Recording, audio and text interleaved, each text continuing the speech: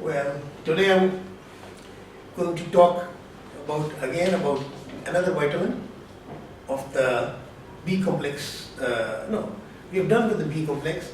Now it's about another water soluble vitamin.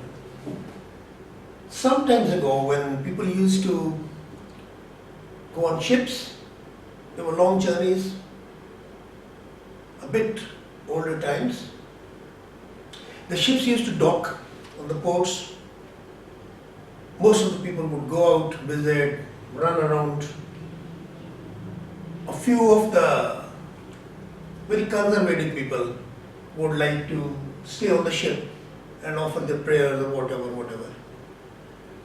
And I tell you that the ships used to sail and take a very long time, months, sometimes 3 months, 4 months would pass before they would come back or go to another port.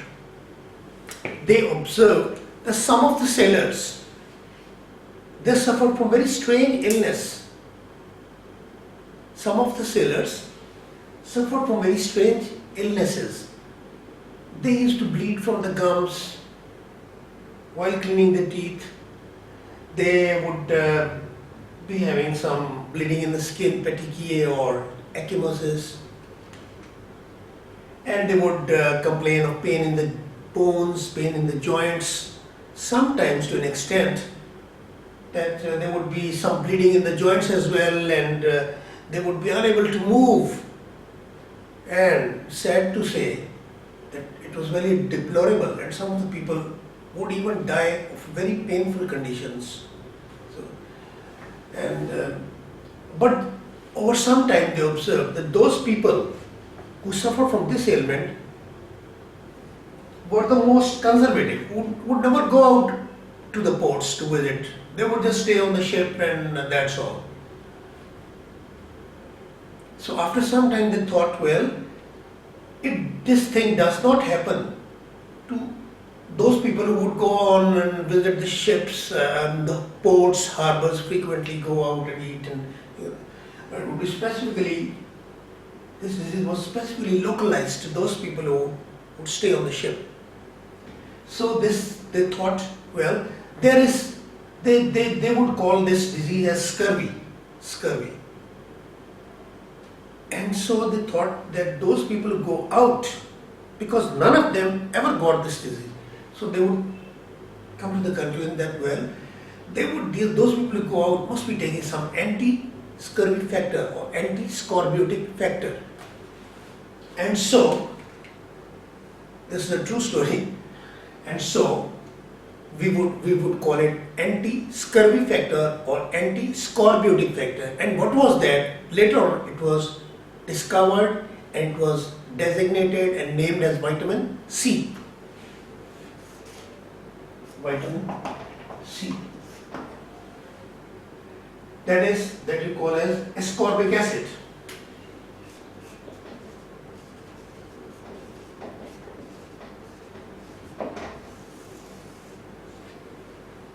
So previously it was called as anti-scorbutic factor or anti-scurvy factor. And I told you, as the story goes, that it would take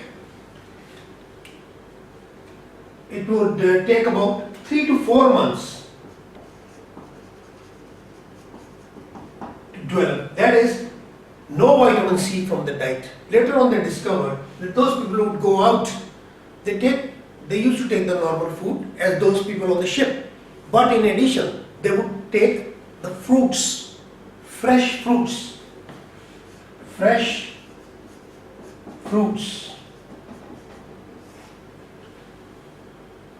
And especially what fruits? Citrus fruits. So, citrus fruits. And citrus fruits are rich in vitamin C. For example, one lemon or one orange would give you approximately 25 milligrams of vitamin C. 25 milligrams of vitamin C. So, 1 or 2 per day would be enough to supply about the normal daily dose, that is 25 to 50 milligrams per day. Anything. This is what's required by 1 or 2 oranges, lemons, etc. etc. The richest sources being guava and lemons, oranges, quinoa, fresh. So these are all fresh fruits and also vegetables, fresh fruits and vegetables, but it's basically the fresh fruits. So 1 or 2 would suffice. But if there was no vitamin C for days on end, still it would take about 3 to 4 months for deficiency symptoms to develop. And those 3 to 4 months for deficiency to develop. And obviously when there is deficiency of vitamin C, the condition would be called as scurvy or scorbutus. Now coming to the proper disease itself.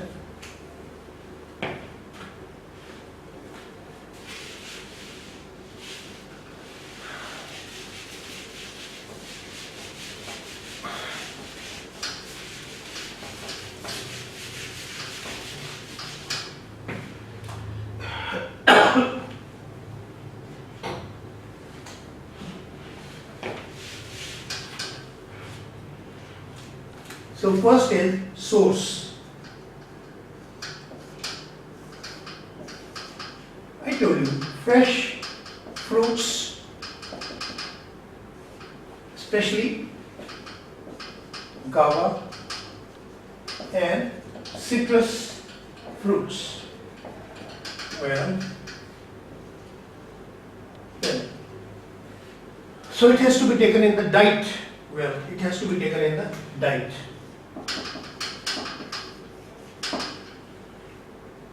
But in small animals, rodents, but not in humans and mammals, not in mammals, not in humans.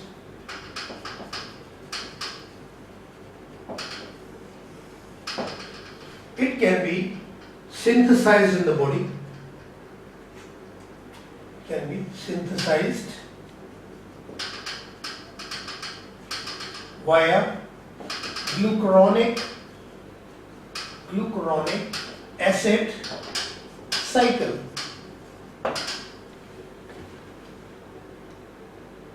In glucuronic acid cycle, L-gluconate will be converted into glucono, lactone, and then to vitamin C, especially in small mammals, not in humans. So this is vitamin C, and the dose I just told you, that is about 25 to 50 milligrams per day. And the deficiency takes about 3 to 4 months to appear on a total fruitless diet. Still it would take, on a total fruitless diet, it would take 3 to 4 months for symptoms of scurvy to appear. Structure wise, it resembles glucose in structure. Again, 6 carbons.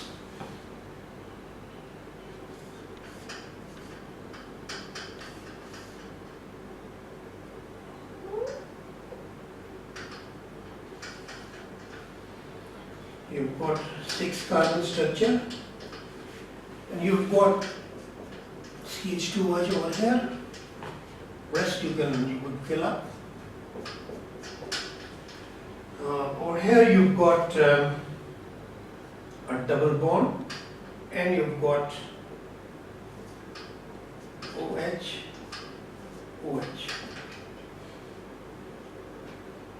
This is vitamin C.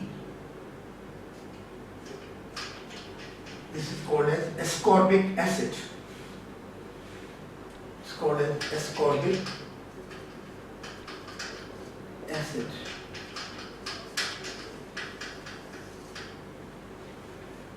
But then it would be converted into its active form. This is ascorbic acid. It is a reducing agent. What is it? It is a reducing agent.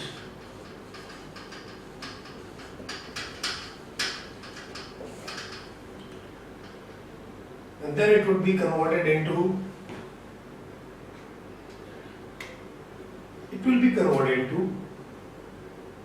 dehydroascorbic acid. Dehydroascorbic acid.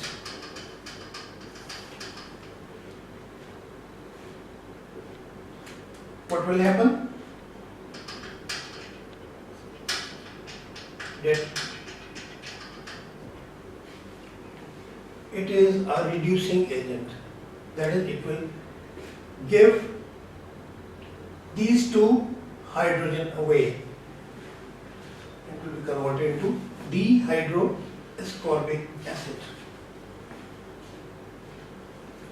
It will be like this.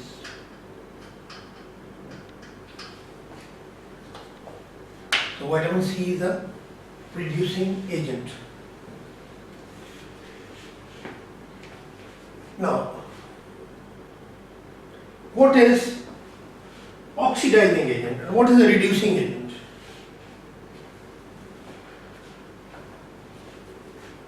So I repeat again, this is vitamin C. The deficiency symptoms appear in 3 to 4 months. And it was discovered in sailors that those sailors who remained confined to the ships would not move out, would just remain confined. They suffered, in about 3 to 4 months of time, they suffered from scurvy. But those people would go out, so they would take some anti-scorbutic factor. Later on, it was discovered that the anti-scorbutic factor was fresh fruits. So it has to be taken in the diet. And it is very important for one's proper health. Now, the biochemical role. Why is it so important? Vitamin C is so important. So, we have to see what is the biochemical role.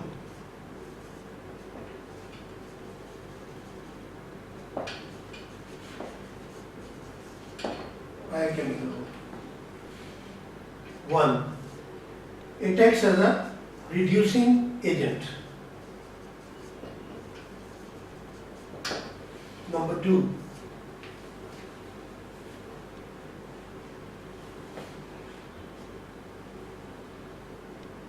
It causes hydroxylation of proline and lysine.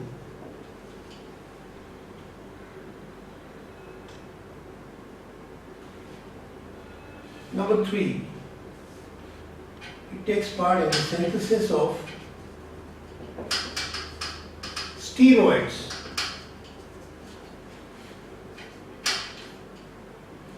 Takes part in the synthesis of bile acids.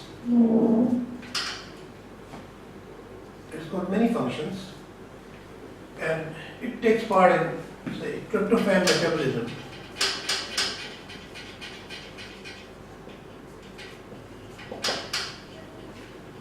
But the important things I will discuss over a reducing agent. It converts ferrous 2 plus to ferric 3 plus. This is the oxidized ferric state. This is ferrous iron. So ferrous is converted to ferric.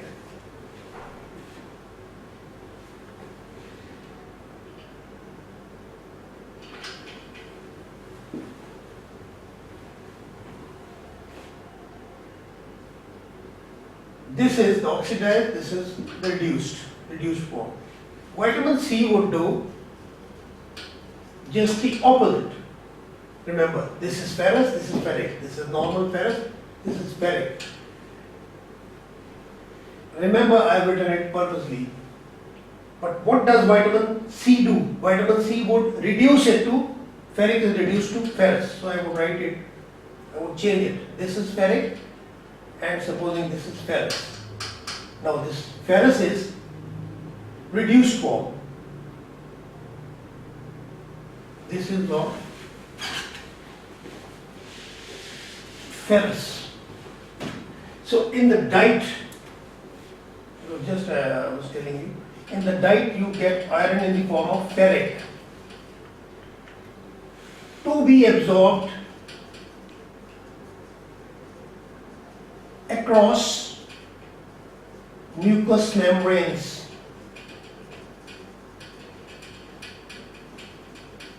It must be converted into ferrous form, and this is the work of vitamin C. Vitamin C.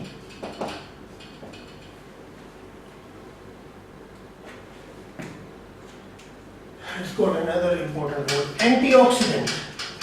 I would refer. Antioxidant, very important word. I'll talk to these things in detail. So first of all, for absorption of iron. Number one is it acts as a reducing agent. Well, what is the importance? The importance is it helps in the absorption of iron. And you know, iron is part of your heme, and heme forms hemoglobin, and hemoglobin is present in RBCs, oxygen carrying pigment. It is the hemoglobin is the oxygen carrying pigment. So what happens if there is no vitamin C? If there is no vitamin C, ferric in the diet would not be converted to ferrous, and unless if it is not in the ferrous state, it will not be able to cross the mucous membranes. That is, it will not be absorbed by the intestinal cell. So the body would get deficient in what? In iron. And so what you would be suffering from? Hypochromic. That is, the color would be less red. Microcytic anemia. So it would be hypochromic microcytic anemia, or anemia of the hypochromic microcytic type. So iron deficiency causes hypochromic microcytic anemia. So does copper deficiency, so does hypoproteinemia. So these components which improve the blood, help in normal hemopoiesis, are called hematinic factors. So vitamin C is one of the hematinic factors. So this was the important biochemical role. Next is hydroxylation of proline and lysine. The role of vitamin C.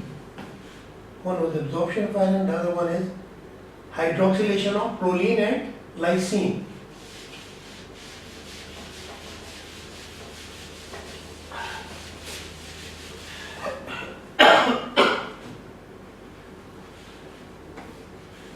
Where? In the collagen. Where? Hydroxylation of proline and lysine. Where? In the synthesis of collagen. There are approximately 30 types of collagen. What are the types? Hydroxylation of proline and lysine is essential. Because all of the collagens, they have this triple thing. Glycine,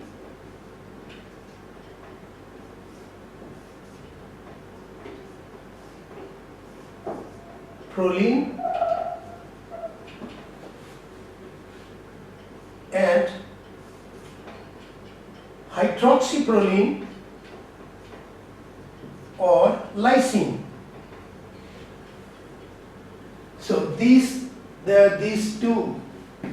three triplets are there in collagen. It contains all these three together. So they form peptide. There are three polypeptides, and they are wound together to form procollagen molecule. And once the collagen strands are formed, they contain this proline or lysine, and there must be hydroxylation. So vitamin C causes hydroxylation of proline to hydroxyproline, form hydroxyproline, and lysine to hydroxylysine. So hydroxylation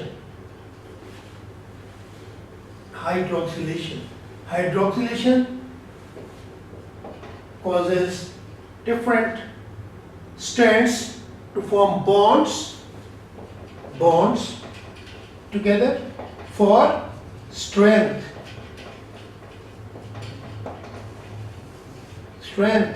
and viability.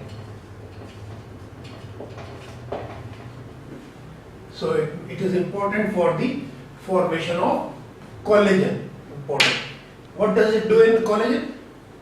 We know that collagen is formed by 1/3 glycine, 1/3 proline, and about 1/3 hydroxyproline or lysine. So vitamin C causes hydroxylation of proline and hydroxyproline.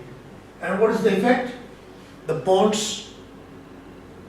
for strength, and so it strengthens the collagen, makes it strong. And there are different types of collagen. Collagen is one of the most abundant proteins, starting from your lens of the eye, your conjunctiva, then your ground matrix, then the tunica adventitia of the blood vessels, then your ligaments, fascia, they are all made of collagen. So if there is defective collagen, if there is no hydroxylation, if there is no vitamin C, there won't be any hydroxylation. So whatever collagen is formed, it would be weak. A weak collagen. It will not be proper. So the other biochemical what I just told you is formation of proper collagen, strong collagen, by causing hydroxylation of proline and lysine. Third, it takes part in the synthesis of steroids. Steroids, there are three types again: glucocorticoids,